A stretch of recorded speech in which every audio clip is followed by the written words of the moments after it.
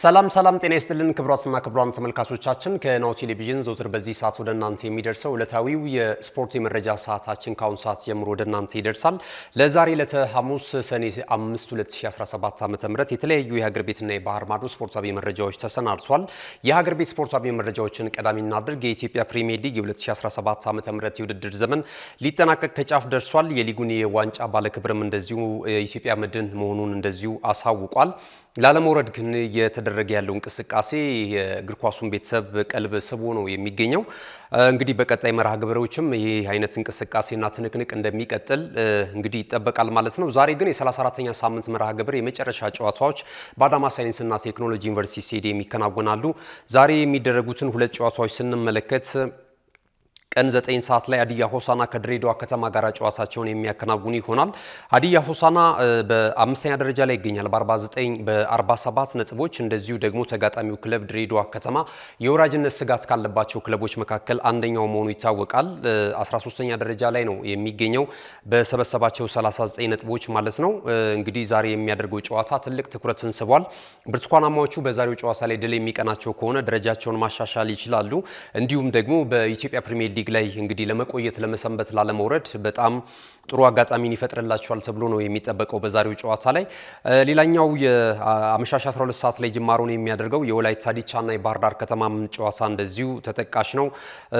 ሁለቱ ቡድኖች ለማሊያ ክብርና ደረጃቸውን አሻሽለው በውድድር ዓመቱ ለማጠናቀቅ የሚያደርጉት ጨዋታ ነው።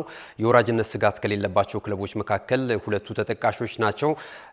እንግዲህ የባህር ዳር ከተማ 3ኛ ደረጃ ላይ ነው የሚገኘው 48 ነጥቦች አሉት። ወላይታ ዲቻ ደግሞ እንደዚሁ 8ኛ ደረጃ ላይ ይገኛል በ45 ነጥብ። በሁለቱ ቡድኖች መካከል ያለው የነጥብ ልዩነት 3 ብቻ መሆኑ ደግሞ ጨዋታውን የበለጠ ትኩረት እንድንሰጠው ያደርገናል ማለት ነው።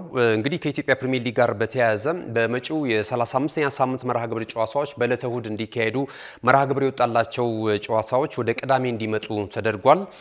ይህም እንግዲህ ይህንን ለማድረግ የሚያስፈልገው ሊግ ሼር ካምፓኒው ወይም አወዳዳሪው አካል ላለመውረድ በሚደረገው እንቅስቃሴ ላይ ቡድኖች ጥንቃቄ ማድረግ ስላለባቸው ያንዳቸውን ነጥብ ወይም ያንዳቸውን የጨዋታ ውጤት ጠብቀው የመላቀቅ ነገር እንዳይኖር በተመሳሳይ ሰዓት ለማድረግ ነው ተብሏል ማለት ነውና ነጥባቸው እስከ 39 ድረስ ያሉና የመውረድ ስጋት ያለባቸው ቡድኖች በአጠቃላይ የሚያደርጓቸው ጨዋታዎች በኩል ተመሳሳይ ጊዜ ጨዋታቸውን እንዲያደርጉና በዕለተ ቅዳሜ ጨዋታዎቹ እንዲከናወን ሊግ ሼር ካምፓኒው ስለመወሰኑ ነው ያገኘነው መረጃ የሚያመለክተው ማለት ነው። እንግዲህ ይህንንም ተከትሎ በወንጂ ሁለገብ ስቴዲየም ጨዋታ የሚደረግ ይሆናል። እንደዚሁ በቅዱስ ጊዮርጊስ እግር ኳስ ክለብ ቢሾፍቱ በሚገኘው ስቴዲየም እንደዚሁም ጨዋታ የሚደረግ ነው የሚሆነው ማለት ነው።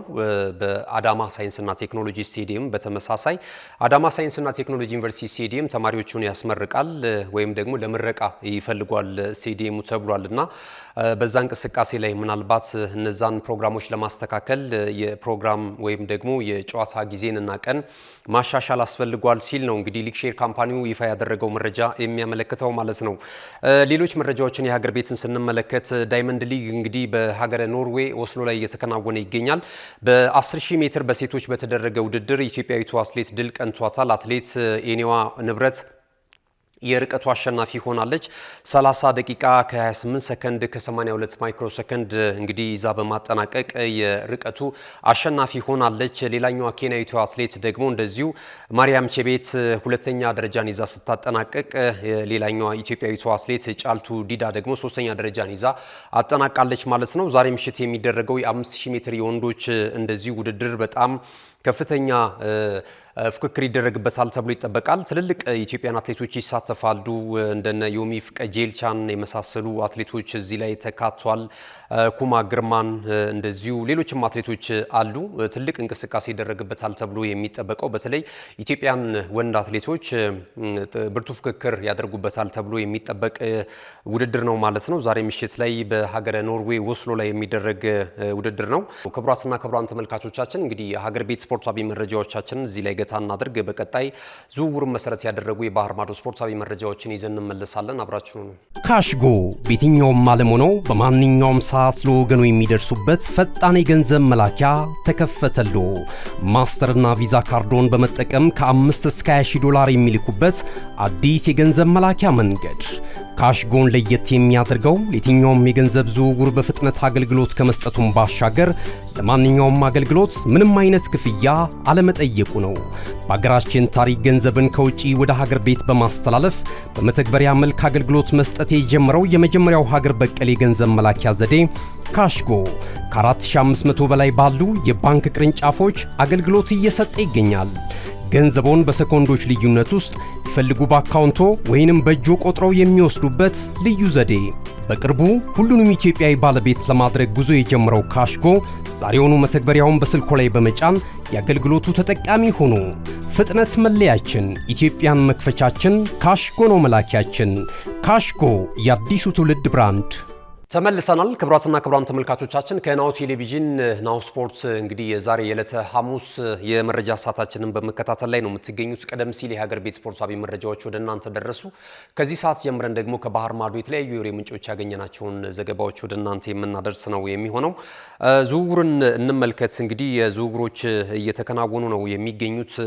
ትላንትና እንግዲህ ተጠናቋል። ትላንት ሌሊት ላይ ዳግም እንግዲህ ሰኞ ደግሞ እንደዚሁ የዝውውሩ መስኮቱ የሚከፈት ነው የሚሆነው። በዕለተ ቅዳሜ የሚጀምረው የዓለም ክለቦች ሻምፒዮና የውድድር መድረክ በሀገረ አሜሪካ አስተናጋጅነት ይከናወናል። ለዛ ሲባል እንግዲህ ፊፋ በሁለት አይነት ፌስ እንዲሄድ እንግዲህ መወሰኑን ተከትሎ ነው በዚህ ዓመት በተለየ ሁኔታ የሁለት ጊዜ አንድ ጊዜ ተዘግቶ እንግዲህ የክረምቱ የተጫዋቾች የዝውውር መስኮት ሰኞ እንደገና ዳግም የሚመለስ ነው የሚሆነው። የተለያዩ ተጫዋቾች ግን ከተለያዩ ክለቦች ጋር ስማቸው እየተያያዘ ነው የሚገኘው። የጃሬል ኳንሳን እንመልከት። ኳንሳ የሊቨርፑል ንብረት እንደሆነ ይታወቃል። ይህ 22 ዓመት የተከላካይ ስፍራ ተጫዋችን ለማስፈረም አሁን የተለያዩ ክለቦች እያማተሩ ነው የሚገኙት። የጀርመኑ ክለብ ባየር ሊቨርኩሰን ይህንን ተጫዋች ለማስፈረም እንግዲህ እስከ 40 ሚሊዮን ዩሮ ማውጣት ይጠበቅበታል እየተባለ ነው የሚገኘው። ሊቨርፑል ለዚህ ተጫዋች ዝውውር እስከ 40 ሚሊዮን ዩሮ እንደዚሁ ይፈልጋል ነው የተባለው። የ22 ዓመቱን ተጫዋች ለማስፈረም ኤሪክ ቴናግ ከፍተኛ ፍላጎት አላቸው እየተባለ እየተነገረ ነው የሚገኘው። በውድድር ዓመቱም ብዛም የመሰለፍ እድል ያለማግኘቱ ይታወሳል። ነገር ግን አሁን የሙሉ ጊዜ በመጫወት ለብሔራዊ ቡድን ምርጫ ውስጥም መካተት ፍላጎት እንዳለው እየገለጸ ነው የሚገኘው ተጫዋቹና ተጠባባቂ ወንበር ላይ በሊቨርፑል ቤት ሆኖ ማሳለፍ አይፈልግም። ስለዚህ ቀጣይ መዳረሻው ባየር ሊቨርኩሰን ይሆናል እየተባለ ነው የሚገኘው ማለት ነው። ሌላኛው ከዝውውር ጋር እየተነሳ የሚገኘው የጆ ፔድሮ ነው። ፔድሮ እንግዲህ ይህም በጣም ድንቅ ተጫዋች ነው። በብራይተን እናውቀዋለን። ከዚህ ቀደም ደግሞ በወልቨርሃምፕተን ወንደረስም በተመሳሳይ አስገራሚ ብቃቱን ሲያሳይ እንደነበረ ይታወቃል። አሁን ላይ ግን በብራይተን ደግሞ የበለጠ አቅም እንዳለውና ትልልቅ ክለቦች እንዲያማትሩት የቻለበትን የውድድር ዓመት ነው እያሳለፈ የሚገኘው። በውድድር ዓመቱ እንግዲህ ባከናወናቸው ጨዋታዎች 27 ጨዋታዎችን አድርጎ 10 ግቦችን አስቆጥሯል። 16 ደግሞ ለጎል የሆኑ ኳሶችን እንደዚሁ አመቻችቶ ለቡድን አጋሮቹ ማቀበል የቻለበትን ቁጥራዊ መረጃ እየተመለከትን እንገኛለን። ከተጫወታቸው ጨዋታዎች አንጻር ያስቆጠራቸው ጎሎች እጅግ በጣም የሚገርሙ ናቸው። ትልልቅ ኳሊቲ ያላቸው የፊት መስመር አጥቂዎች የሚሰሩትን አይነት ስራ ነው እየሰራ የሚገኘው። ይሄ ደግሞ እንግዲህ መዳረሻው በትልልቅ ክለቦችና ተፈላጊነቱን በትልልቅ ክለቦች ደረጃ እንዲሆን አስችሎታል። አሁን ኒውካስል ዩናይትድ የተጫዋቹ ፈላጊ ሆኖ መጥቷል። ከዚህ ቀደምም ባርሴሎናም የዚህ ተጫዋች ፈላጊ እንደነበረ ይታወቃል። አሁን ግን ባርሴሎና ያለው የፊት መስመር ላይ የተለያዩ አማራጮችን እየተመለከተ ስለሚገኝ ጆ ፔድሮ አሁን ኒውካስል ዩናይትዶች ይህን ተጫዋች ለማስፈረም ፍላጎት አላቸው። ብራይተን ከተጫዋቹ ዝውውር እስከ 60 ሚሊዮን ፓውንድ ድረስ ይፈልጋል ነው እየተባለ የሚገኘው። ኒውካስል ዩናይትድ ስጋት አለበት። አሌክሳንደር አይዛክ አሁንም ምናልባት ከክለቡ ሊለቅ የሚችልበት እድል እንዳለ ነው እየተገለጸ የሚገኘው። አርሰናል በተለይ ስጋቱ ሆኗል የዚህ ተጫዋች ማለት ነው። ለማስፈረም ፍላጎት አለው። እንደሚታወቀው አርሰናል ለአሌክሳንደር አይዛክ ፈላጊ ነው። ነገር ግን የተለጠፈበት ዋጋ ደግሞ ከፍተኛ መሆኑ ወደነ ቪክቶር ጆኬሬሽ እና ወደነ ቤንጃሚን ሴስኮ ሁኔታዎችን እንዲመለከት አማራጮችን እንዳደረገው ይታወቃልና አሰልጣኝ ግን ሚካኤል አርቴታ የዚህ ተጫዋች አድናቂ ነው። ብዙ የእግር ኳሱ ቤተሰብም የአርሰናል ደጋፊዎችም የመጀመሪያ ምርጫቸው አሌክሳንደር አይዛክ ነው። ምክንያቱም ፕሪሚየር ሊጉን ለምዶታል። በተከታታይ የውድድር ዓመት በጣም ስኬታማ ጊዜን ማሳለፍ ችሏል ከኒውካስል ዩናይትድ እግር ኳስ ክለብ ጋር ማለት ነውና ፕሪሚየር ሊጉን የለመደ በቀጥታ ወደ አግቢነት በተለይ ደግሞ አርሰናል የአግቢ ችግር አለበት፣ ጎል የማስቆጠር ችግር አለበት። በተከታታይ ለተከታታይ ዓመታት 3 ጊዜ እንግዲህ የሊጉን የዋንጫ ክብርም የተነጠቀው በአንዳንድ የጨዋታዎች አጋጣሚ ኳስና መረብን የሚያገናኝ እንግዲህ የጎል ፈጣሪ የጎል አግቢ ተጫዋች ባለማግኘቱ ነውና ይህንን ተከትሎ እንግዲህ ሁነኛ አጥቂ ይፈልጋሉ የ9 ቁጥር አጥቂ ማለት ነው። እንግዲህ አሁን ላይ እንግዲህ ስጋት አለባቸው አሁንም ድረስ ማለት ነው። ኒውካስል ዩናይትዶች ምናልባት በአርሰናል ይህንን ተጫዋች እንጠቃለን የሚል ማለት ነው። ተጫዋቹም የአርሰናል አድናቂ እንደሆነ የነ ሄነሪን የመሳሰሉ ተጫዋቾች የአርሰናል ሌጀንዶቹን እንደሚያደንቅና አንድ ቀን በዛ ማሊያ ውስጥ የመጫወት ፍላጎት እንዳለውም ከዚህ ቀደም ሲገልጽ እንደነበር ይታወሳልና አሁን ከዚህ ጋርም ተያይዞ ይሄ ያልተዘጋ ምዕራፍ ነው። በእርግጥ ኒውካስል ዩናይትድ የአውሮፓ ቻምፒየንስ ሊግ የውድድር መድረክ ተሳትፎ ማግኘቱ የበለጠ ተጫዋቹን በዛ እንዲቆይ ያደርገዋል የሚሉ መረጃዎችም አሉ። ነገር ግን ዝውውር የማይታመን ነው። አርሰናል ይህንንም ሊያሳካ ይችላል። ምናልባት የአሌክሳንደር አይዛክ ቤንጃሚን ሴስኮን በአማራጭነት የያዘው ጉዳይ የማይቋጭለት ከሆነ ማለት ነው እና ይህንን ተከትሎ ጆ ፔድሮ ምናልባት ኒውካስል ዩናይትዶች ይህንን እንደ ተጠባባቂ ነው የያዙት። አሌክሳንደር አይዛክ የሚለቅባቸው ከሆነ ይህንን ተጫዋች የማምጣት ፍላጎት አላቸው እየተባለ እየተነገረ ነው የሚገኘው ማለት ነው። ሌላኛው ከአርሰናል ጋር ያለው መረጃ ደግሞ እንደሚያመለክተው ሮድሪጎ ነው። ሮድሪጎ እንግዲህ የተለያዩ መረጃዎች ማለዳውን ይዘው እየወጡ ነው የሚገኙት።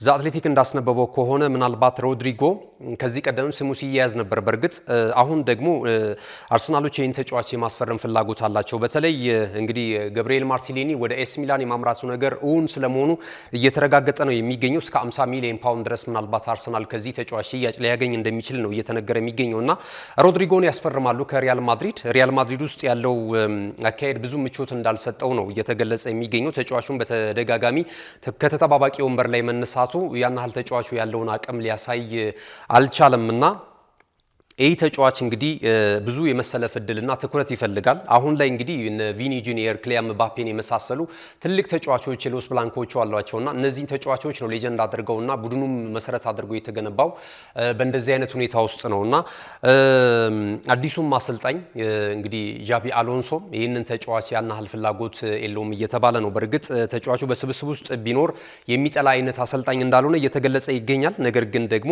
ቀዳሚ ምርጫው ነው የሚለው ነገር ግን ብዙም እምነት የሚሰጥ አይደለም። ተጫዋቹ እንግዲህ ወደ ሌላ ክለብ እንዲያማተር እያደረገው ይገኛል። አርሰናል መዳረሻው ነው እየተባለ ነው የሚገኘው። እንግዲህ በቀጣዩ ቀናት እንመለከታለን። ከሰኞ ጀምሮ ዳግም በሚከፈተው የክረምቱ የተጫዋቾች የዝውውር መስኮት ላይ ግን ወደ አርሰናል የማምራቱ ነገር አይቀሬ ነው እየተባለ ነው የሚገኘው ማለት ነው።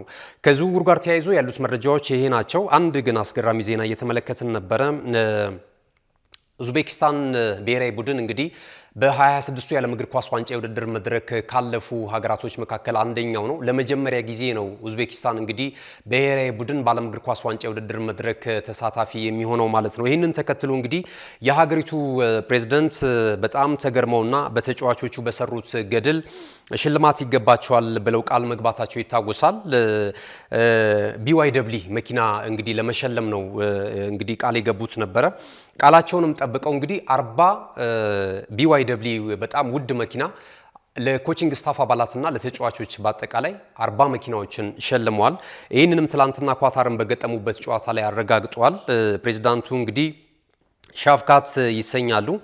እኚህ ፕሬዝዳንት እንግዲህ ለብሔራዊ ጀግኖች ናቸው። እነዚህ ተጫዋቾች በጣም ዘመን ተሻጋሪና በቀጣይ የኡዝቤኪስታን ብሔራዊ ቡድን ትልልቅ ገድሎችን እንዲሰራ ትልቅ ቤንችማርክ አስቀምጧል። ለዚህ ደግሞ ውለታቸው ማስታወሻ ሽልማት ያስፈልጋቸዋል በሚል ነው እነዚህን ውድና ቅንጡ መኪናዎች እንግዲህ በሽልማት መልክ ያበረከቱላቸው ማለት ነው።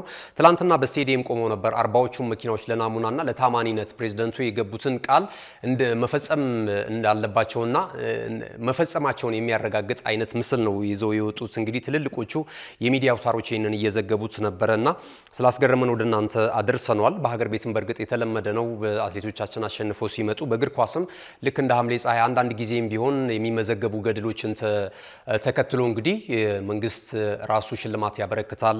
ሌሎችም ተቋማትና ግለሰቦችም እንደዚሁ ለስፖርተኞች ያበረክቱ እናውቃለን፣ ለአትሌቶችም ጭምር ማለት ነውና አሁን ደግሞ የሀገረ ኡዝቤኪስታን ብሔራዊ ቡድን 40 መኪናዎችን እንደዚሁ ስለመሸለም እንደሚሸለሙ የወጣው መረጃ ያመለክታል ማለት ነው።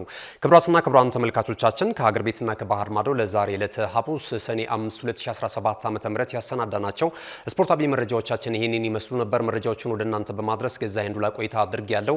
የካሜራ ባለሙያችን ፍቃዱ ወልደተንሳይ ነበር ከኛ ጋር ቆይታ ያደረገው።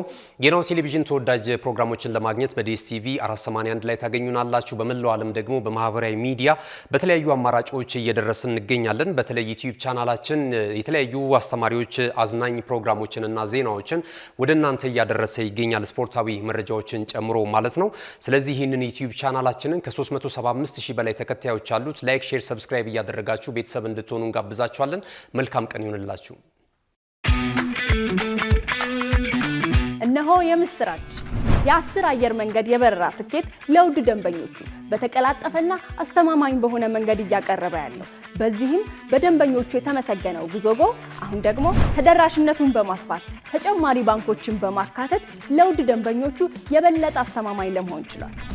የጉዞጎን አፕሊኬሽን ከአፕ ስቶር ወይም ከፕላይ ስቶር በማውረድ የመነሻና የመድረሻ ከተማዎትን መርጠው ዋጋ አወዳድረው የሀገር ውስጥም ሆነ ዓለም አቀፍ በረራ ማድረግ ካሰቡ የበረራ ትኬቶን ክፍያ በአቅራቢያው በሚገኙ ባንኮች አንድም በአካል በመሄድ ወይም በኦንላይን የክፍያ አማራጮች ክፍያዎትን በመፈጸም የበረራ ትኬቶን በእጅ ያስገቡ።